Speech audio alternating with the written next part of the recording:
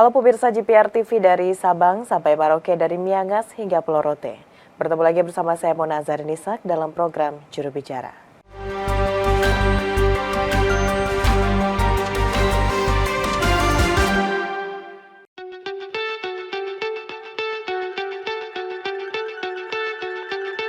UMKM memiliki peran yang sangat vital dalam perekonomian nasional. Laporan United Nations Conference on Trade and Development mencatat, pada tahun 2022 kontribusi UMKM mencapai 60,3% terhadap PDB dan mampu menyerap 97% tenaga kerja di Indonesia. Bahkan potensi ekonomi digital di Indonesia diperkirakan mencapai 5.400 triliun rupiah pada tahun 2030 nanti. Produk-produk dari luar negeri yang membanjiri pasar dalam negeri dipandang mengancam produk pelaku UMKM domestik. Keberadaannya dinilai perlu diantisipasi karena bakal semakin menggerus pangsa pasar UMKM. Upaya perlindungan UMKM lokal sangatlah mendesak. Ditambah saat ini tekanan terhadap pelaku UMKM lokal semakin tertekan akibat hadirnya social commerce, yakni penggabungan platform media sosial dengan marketplace.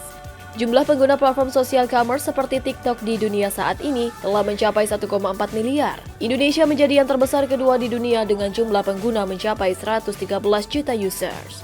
Gross Merchandise Value atau nilai total barang dagangan yang dijual selama jangka waktu tertentu melalui situs pertukaran pelanggan ke pelanggan dari TikTok Shop di Asia Tenggara pada tahun 2022 sudah mencapai 4,4 miliar US dollar. Gross Merchandise Value TikTok Shop Indonesia hingga kuartal pertama tahun 2023 dikabarkan sudah mencapai 2,5 miliar US dollar. Dan pemirsa, akhir-akhir ini banyak dari pelaku UMKM yang mengeluhkan atau merasa terancam dengan banyaknya produk luar yang masuk ke Indonesia atau bisa disebut dengan banjir produk impor. Dan tentunya pemirsa, keberadaan dari UMKM ini sangat penting untuk bisa meningkatkan pendapatan atau PDB Indonesia. Nah, untuk itu pemirsa, kita ingin mengetahui bagaimana langkah dari pemerintah untuk bisa melindungi UMKM lokal dan juga meningkatkan pendapatan dari PDB kita berkaitan dengan UMKM tersebut. Kita akan bahas dalam program Juru Bicara. Kali ini kita sudah terhubung dengan Dirjen IKP Kementerian Komunikasi dan Informatika Republik Indonesia, Bapak Usman Kansong. Assalamualaikum, selamat malam Pak Dirjen. Waalaikumsalam, selamat malam Mona. Baik Pak Dirjen, jadi kita membahas mengenai fenomena yang ada saat ini. Banyak dari pelaku UMKM yang tadi merasa terancam Pak Dirjen dengan banyaknya produk luar yang masuk ke Indonesia. Dari pemerintah sendiri Pak Dirjen, seperti apa upaya perlindungan yang kita berikan kepada UMKM lokal tersebut Pak? Ya, jadi kalau kita lihat, ya kita perhatikan kebijakan pemerintah, sebetulnya kita ini kan tidak anti produksi luar negeri atau produk asing begitu kan.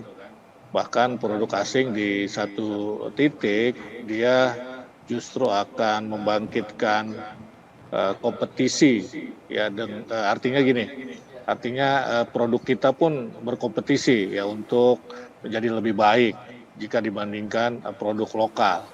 Nah, tetapi yang kita persoalkan adalah bagaimana cara produk asing ini masuk. Sebetulnya itu, ya kalau melalui mekanisme impor biasa tentu tidak masalah begitu. Persoalannya ini kan mereka masuk ini melalui e-commerce atau yang disebut social commerce yang sekarang ramai diperbincangkan, yang dilakukan oleh TikTok Shop ya di Asia.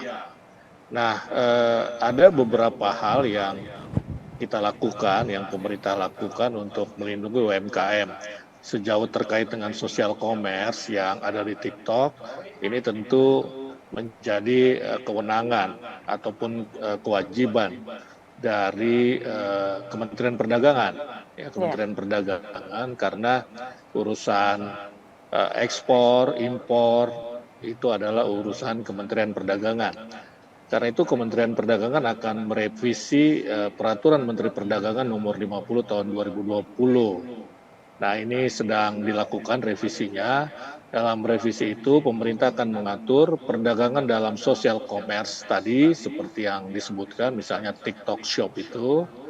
Nah, pemerintah ini akan membatasi penjualan barang impor dengan batas minimal $100 US ya per unit.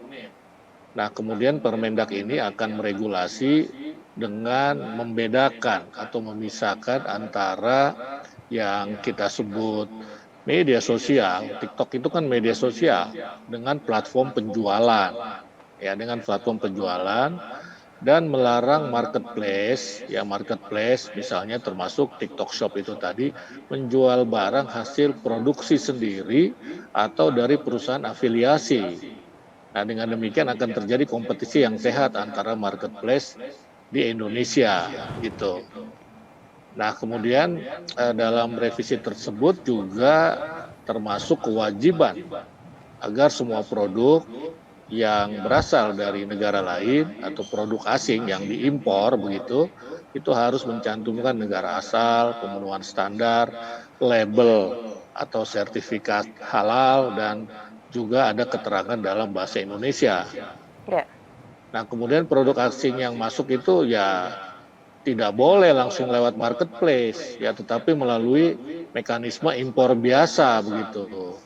Nah, sehingga dengan demikian tadi akan tercipta persaingan yang sehat, ya, terdapat perlakuan yang seimbang antara produk UMKM kita, produk dalam negeri, dan produk asing. Nah, sementara produk UMKM kita dikenakan berbagai peraturan, harus ada izin edar, standar nasional Indonesia atau SNI, dan sertifikat halal, sementara produk asing masuk begitu saja lewat social commerce atau e-commerce tadi itu.